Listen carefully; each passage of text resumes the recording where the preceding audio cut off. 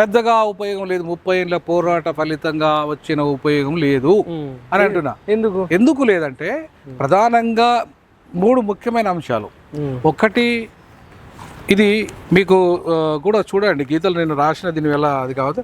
ఇది Punjab case, the state of Punjab and versus others అని ఉన్నది. ఇది దేవేందర్ సింగ్ అనే వేసిన వ్యక్తి.